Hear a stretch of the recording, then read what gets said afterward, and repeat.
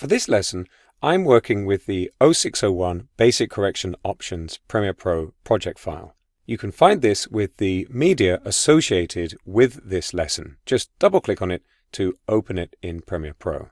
Once you have the timing of your edited sequence just right, it's likely you'll want to adjust the appearance of your clips.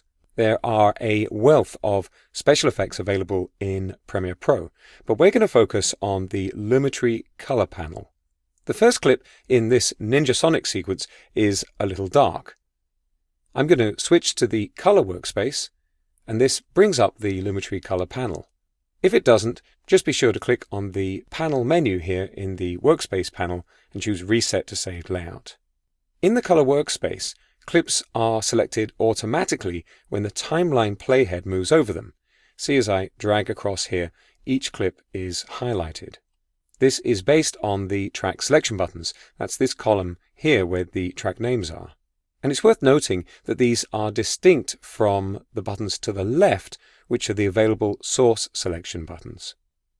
Going back to this first clip, all I need to do to brighten this up is drag the exposure slider to the right. You've got more subtle controls available here, but very often just moving the exposure slider will fix these kinds of simple issues. The fourth clip in the sequence, this interview one shot, has a pretty strong tint. I can see just by eye that there's too much magenta in this shot, so to fix it I'm going to drag the tint slider over towards the green, and that does a pretty good job.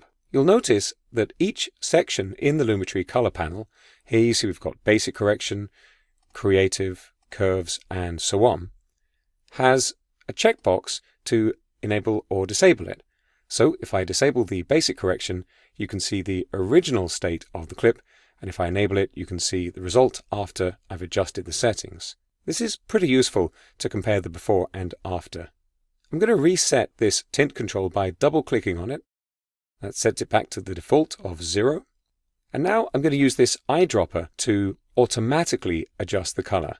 I've clicked once to select the tool, and now I'm going to look for something white, like the lettering on this t-shirt. But before I click, I'm going to hold down the Control key here on Windows.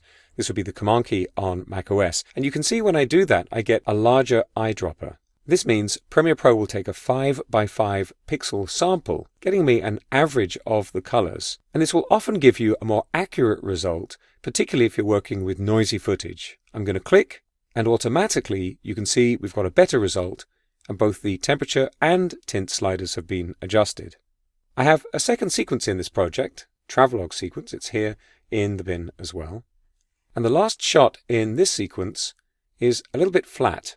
It doesn't have very much contrast. So I'm going to fix this again in the Lumetri Color panel by dragging the contrast slider to the right.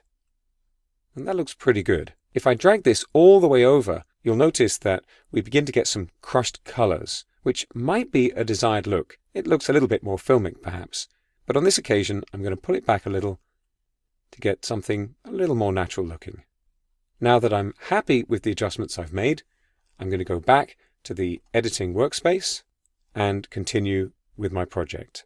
There are a few other clips in this project you can experiment with, and of course there are several categories of controls in the Lumetri Color panel. Ultimately, the measure is whether you're happy with the results.